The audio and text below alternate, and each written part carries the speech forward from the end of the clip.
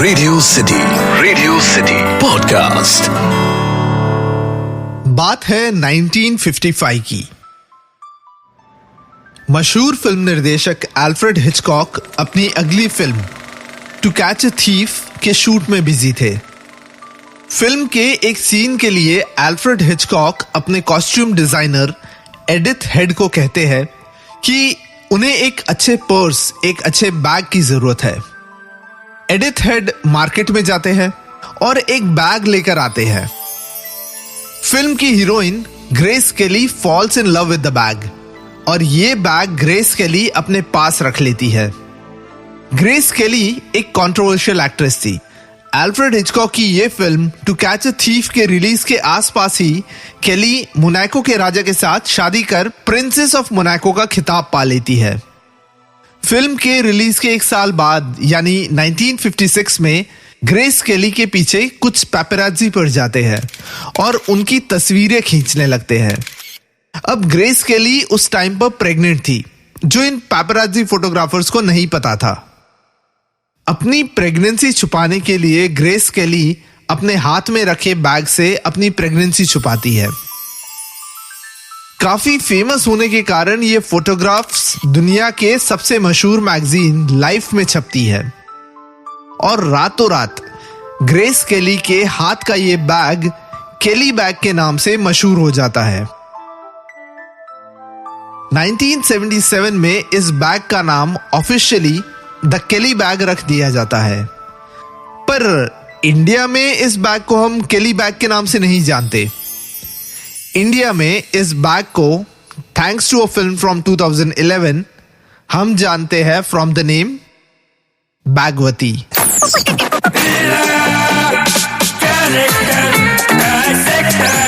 Character dissector with Atiq. Radio city पर मैं हूं कैरेक्टर डाइसेक्टर अतीक और आज हम करने वाले हैं इस फिल्म के one of the most iconic and one of the most famous characters को डाइसेक्ट, बैगवती। इस किरदार की शुरुआत ही होती है इसके प्राइस से 12,000 यूरोज।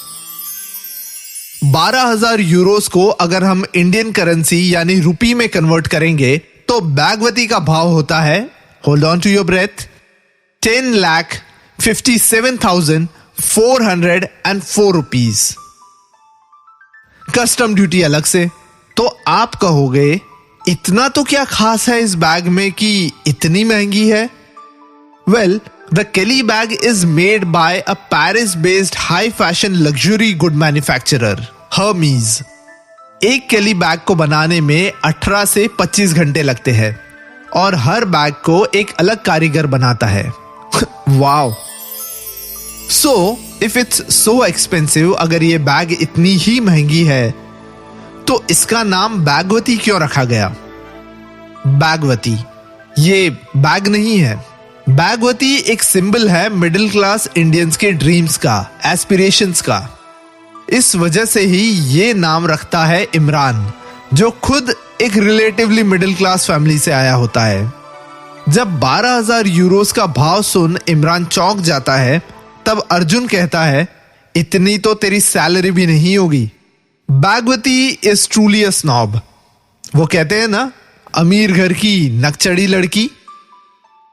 बैगवती ना किसी को कुछ कहती है, ना किसी से कुछ बात करती है, चुपचाप रहती है। अर्जुन यानी ऋतिक जैसे अमीर इंसान के पास से आती है और नताशा यानी कल्कि जैसे दूसरे अमीर इंसान के पास उसे जाना होता है।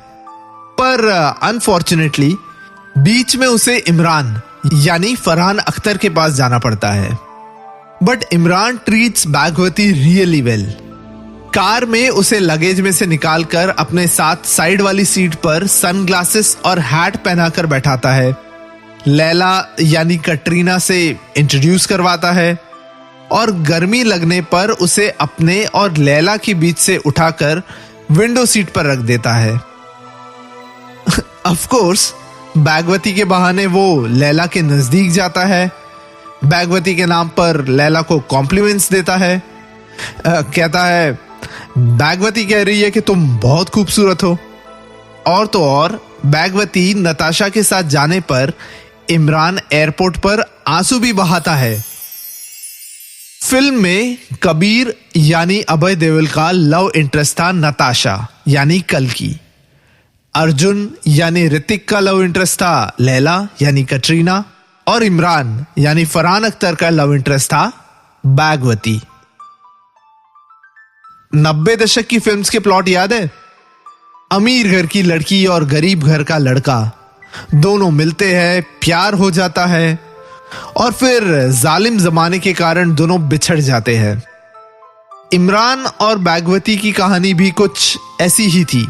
बागवती और इमरान को तो आखिर बिछड़ना ही था, क्योंकि एक और थी 12,000 यूरोज की लड़की और दूसरी और था डायमंड बिस्किट जिंगल लिखने वाला लड़का। बागवती का एंड में फाइनली क्या हुआ पता नहीं, पर बागवती के वजूद पर अगर फिल्म बनती तो उसे डायरेक्ट करता शायद Alfred Hitchcock.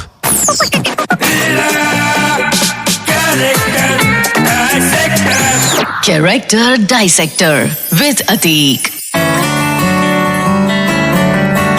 Radio city podcast.